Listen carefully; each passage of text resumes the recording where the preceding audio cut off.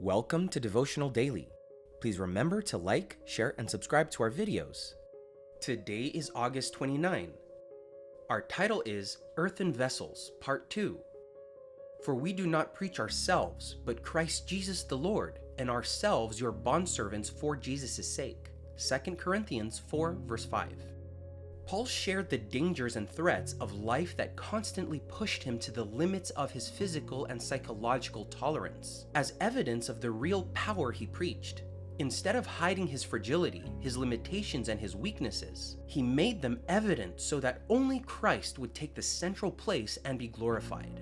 The beatings, the human abandonment, the imprisonments, the shameful escape in a basket over the city walls, the hunger, the nakedness, and the persecutions made it clear that none of these were, in reality, impediments to his ministry, but rather opportunities for the real power behind him to be revealed in its fullness and glory. Paul did not try to elicit pity from anyone. He simply saw himself as human and not as the well-known superhuman figures, the divinities of the Greco-Roman world known in his day. In the second letter to the Corinthians, the apostle understood the contradictory relationship between the communication of the gospel in weakness and the supreme power of the gospel's content.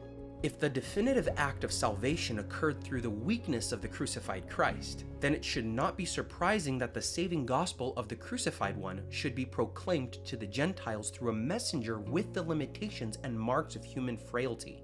In other words, Paul's ministry finds its counterpart in the cross and resurrection of Jesus, where death and life, as well as weakness and power, are reflected.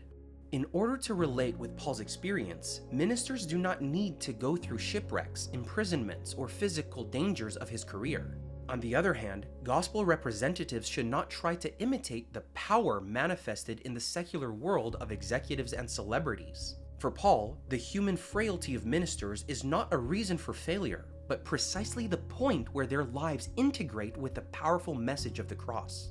The impressiveness of gospel ministers is not their impressiveness, but the messages, where weakness becomes the vehicle for God's power.